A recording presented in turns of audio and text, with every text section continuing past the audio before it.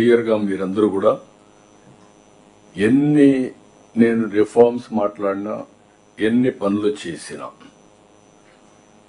అధికార యంత్రాంగం మొత్తం క్షేత్రస్థాయికి పోతే తప్ప మనకు వాస్తవాలు తెలియవు.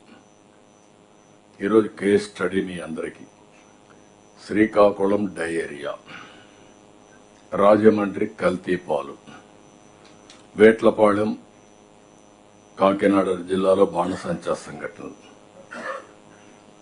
ఈ 3 సంఘటనలు నేను చూసిన తర్వాత చాలా బాధేస్తుంది.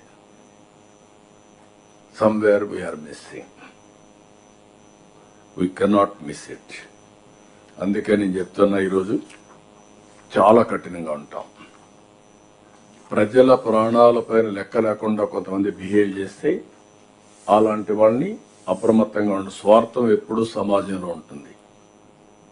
అవకాశాలు ఎట్లయితే ఉన్నాయో ఛాలెంజెస్ కూడా వస్తూ ఉంటాయి. మనం ఫ్రీగా ఉన్నామంటే ఉదాసీనత వల్ల అడ్మినిస్ట్రేషన్ కింది వాళ్ళు కొంతమంది స్వార్థపరులు వచ్చి ఇవన్నీ చేసే పరిస్థితి వస్తుంది. ఈరోజు water contamination, is it not our responsibility?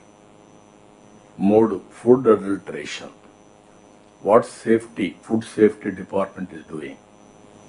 3వది ఈ బాణసంచాలు, ఇవన్నీ కూడా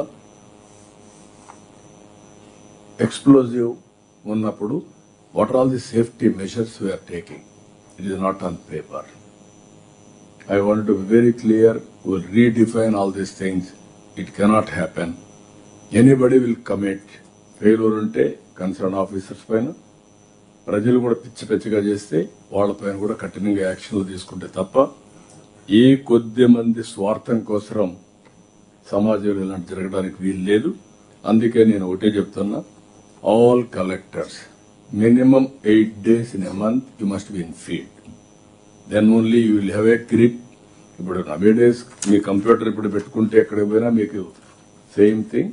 8 days ఫీల్డ్ లో ఉండాలి, ప్రజల్ని ప్రిపేర్ చేయాలి, అధికార యంత్రాంగాన్ని అప్రమత్తం చేయాలి.